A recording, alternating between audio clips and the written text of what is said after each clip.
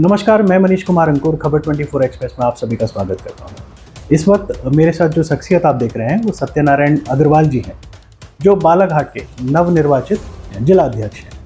तो काफ़ी अच्छा काम कर रहे हैं और जो धूप है उसमें दौड़ भाग कर रहे हैं। जो आपको प्रदेश नेतृत्व ने इनको जिम्मेदारी दी है उसका निर्वहन काफ़ी अच्छी तरीके से करें। तो उसी पे हम चर्चा करेंगे कि बालाघाट में क्या क्या चीज़ इनके नेतृत्व में हो रहे हैं और क्या ये नया करने वाले हैं। तो सबसे पहले स्वागत है खबर 24 एक्सप्रेस में।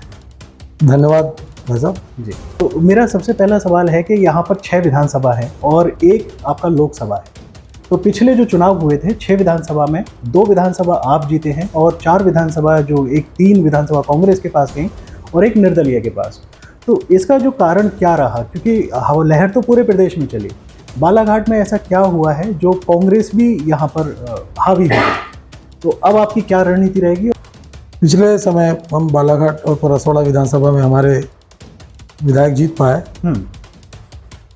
और बाकी चारों जगह हम नहीं जीत पाए। बहुत कटंगी हम बहुत कम अंतर से हारे, वाराणसी में भी हम बहुत कम अंतर से हारे। कहीं ना कहीं हमें ऐसा लगता है, क्योंकि पूर्व में भी मैं दायित्व में रहा हूँ पार्टी के, तो हम जो कांग्रेस के द्वारा भ्रामक प्रचार चलाया गया उसमें हमारा कार्यकर्ता जो था कहीं ना कहीं उन्हें मतदाताओं को समझा नहीं पाया और हम कहीं ना कहीं हमारी इसमें कुछ कमजोरियां रह गई। उसके कारण हम उस छोटे से अंतर से हारे।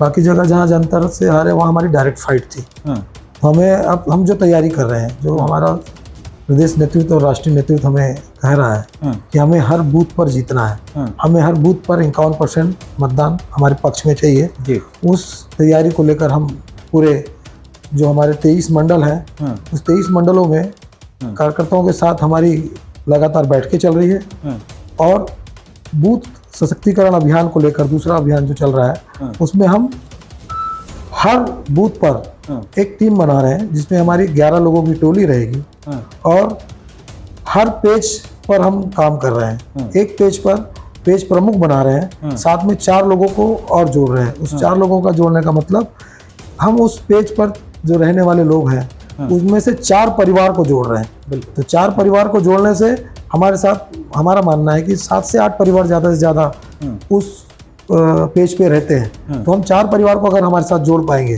तो हम हर घर तक पहुंच पाएंगे। तो इसी बूथ को लेकर हम पूरे जिले में काम कर रहे हैं। बिल्कुल, जो आपका विकास मॉडल है अभी, जैसे कि यहाँ पर सड़कों की थोड़ी सी दिक्कत हुआ करती थी, जो और बाकी लोगों से भी हमने बात की तो उन्होंने कहा कि नहीं, जो सड़कों का जाल है वो अच्छा फैला है।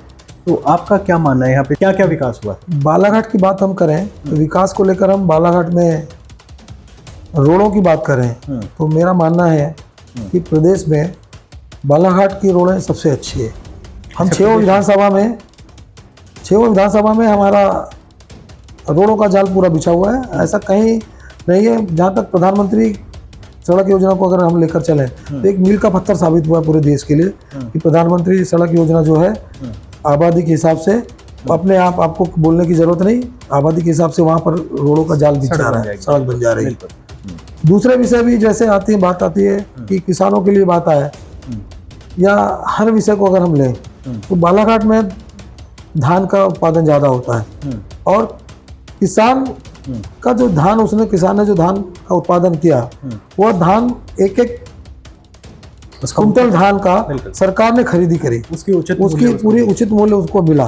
तो उनमें भी यह खुशी है कि उन्हें जो जवाबदारी सरकार की रहती है उस जवाबदारी में बालाघाट जिला प्रशासन और हमारी सरकार ने पूरा एक बोरा धान जो किसान का उसने उपार्जन किया था उसकी खरीदी हुई। बिल्कुल। शिक्षा और रोजगार के क्षेत्र में बालाघाट कहाँ पर है, किस स्थिति में है, ये आपसे बेहतर कोई नहीं जानता होगा, क्योंकि आप इस वक्त जिलाध्यक्ष हैं और आप जगह जगह जा रहे हैं, तो आपसे बहुत सारे सवाल जवाब भी होते होंगे। तो इस पर आप क्या देख रहे हैं? मतलब शिक्षा और रोजगार ये 2 बहुत अहम मुद्दे हैं, तो इस पर आप प्रकाश डालें प्लीज़। शिक्षा को लेकर तो मैं बड़ा आश्वस्त हूँ कि बालाघाट जिला मध्य प्रदेश में एक ऐसा जिला बन के उभरा है कि शिक्षा के क्षेत्र में यहाँ के बच्चों में इतनी जागृति आ गई है कि आप देखेंगे कि शिक्षक की बात अगर आएगी तो पूरे प्रदेश में आपको हर जिले में बालाघाट का शिक्षक मिल जाएगा। नर्सिंग की बात आएगी तो आपको हर जिले में बालाघाट की नर्सें मिल जाएगी जो और बाकी आप यूपीएससी में देखें या और ऊपर अगर हम सोचें तो बालाघाट का आपको हर जगह नेतृत्व मिलेगा।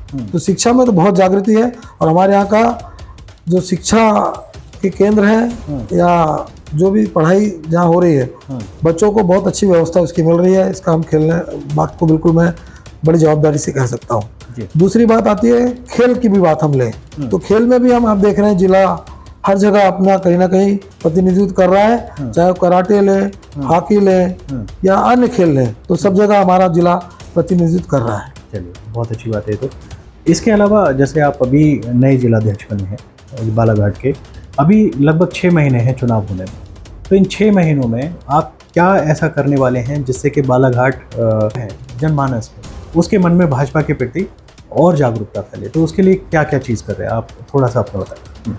एक तो हम संगठनात्मक जो काम करने जा रहे हैं, तो 4 तारीख से 14 तारीख तक पार्टी की गाइडलाइन के अनुसार जो काम हो रहा है, बूथ विजय संकल्प अभियान को लेकर हम एक जो हमारा शक्ति केंद्र बोलते हैं, सेक्टर बोलते थे, 2 सेक्टर को मिलाकर एक हमने क्लस्टर बनाया है। उस क्लस्टर पर हमारे जो कार्यकर्ता हैं, जो मैंने आपको कहा था कि पेज प्रमुख और हमारी जो 11 लोगों की टोली है, उनका एक समागम करने जा रहे हैं जिसमें 200 से 250 हमारे कार्यकर्ता और जो हमने पेज प्रमुख जो बनाया उनके साथ 3 घंटा हमारी पार्टी के कार्यकर्ता वहाँ रहेंगे।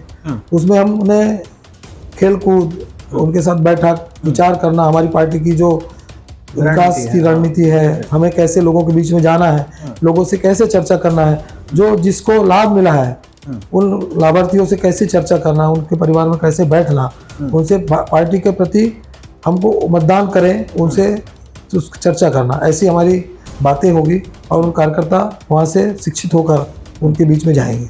बाकी रही जिले की बात, तो पूरे जिले में एक माहौल है, हम विकास को लेके जाने वाले। कांग्रेस किस बात को लेके जाएगी?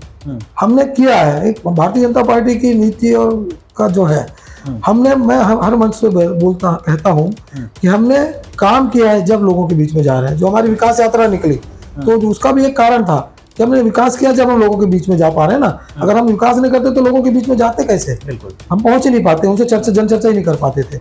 हमने कभी भी घोषणाएं नहीं की, हमने जो काम किया है उसके आधार पर जा रहे हैं। चाहे लाडली बहना योजना हो, जो भी योजना हो, प्रधानमंत्री आवास योजना हो, कभी भी हमारे प्रधानमंत्री जी या हमारे नेतृत्व ने हम ये करेंगे करके वोट नहीं मांगा, हम कर चुके हैं, उसके लिए आपसे वोट मांगने आ रहे हैं। तो हमारा कांग्रेस और हमारे में एक बहुत बड़ा अंतर है कि हम जो कर चुके हैं उसके बाद आपके पास आ रहे हैं और आपसे वोट मांग रहे हैं। आगे जो करना है, जो कहते हैं ना, हम भारतीय जनता पार्टी की एक नीति है कि हम अंत्योदय पे बात करते हैं, अंतिम छोर पे जो बैठा व्यक्ति है उसको पूरा का पूरा लाभ कैसे पहुंचे। जो जनधन खाते खुले गए, उसका मुख्य कारण कि देश से अगर पैसा 1 रुपये निकल रहा है, 100 रुपये निकल रहा है, तो 100 का 100 पूरा रुपया उस जो लाभार्थी है उस पर 100 के 100 रुपये कैसे पहुंचे, इसके लिए जनधन खाते खोले गए। इसका भी कितना माहौल उड़ाया कांग्रेस ने, उड़ाया, माहौल उठाया था, हर चीजों में उठाया। जब वैक्सीन आई तो माहौल उठाया। तो जनता ये सब देख चुकी है, जनता को समझ में आ रहा है कि कांग्रेस सिर्फ भ्रामक प्रचार कर रही है, उसने किया कुछ नहीं है। तो इस बार जनता झांसे में आने वाली नहीं है, जनता शांत है। जब चुनाव आएगा, जनता जब मतदान पे जाएगी तो भारतीय जनता पार्टी को बहुमत देकर 6 विधानसभा में हमारे कार्यकर्ता जो भी जिसको टिकट मिलेगी उसको भाजपा को जिताएगी, और लोकसभा में भी हम भारी बहुमतों से जीतेंगे, मेरा पूरा विश्वास है।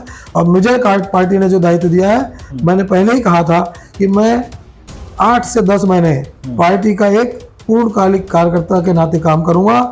जिस मंडल में, जिस बूथ पर मैं शक्ति केंद्र तक जाकर कार्यकर्ताओं को संबल प्रदान करूंगा कि भारतीय जनता पार्टी के लिए काम करें और पूर्ण समय अपना पार्टी को दें। तो इस बार जो 6 विधानसभा सीट हैं और 1 लोकसभा, वो पूरी तरह से आप ही की है। बिल्कुल, मैं ये हम इस पे गारंटी मान लें आपकी, उसी ध्येय को लेकर काम कर रहा हूँ कि हम 6 विधानसभा पार्टी की झोली में डालेंगे। इसी के ध्येय को लेकर मैं पार्टी के लिए काम कर रहा हूँ। बहुत बढ़िया। अच्छा, मेरा एक और सवाल है, जो मुख्यमंत्री लाडली बहना योजना है वो कितनी प्रभावी होगी और कितना असर डालेगी?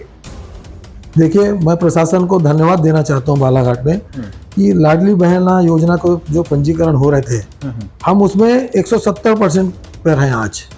यानी हाँ, तो यानी लोगों में भारी उत्साह है बहनों में कि माननीय मुख्यमंत्री जी ने चिंता करी, और मेरा मानना है महिला सशक्तिकरण को लेकर ये एक बहुत बड़ा प्रोग्राम है कि देश में, प्रदेश में महिला सशक्तिकरण को एक बहुत बड़ा बल मिलने वाला है।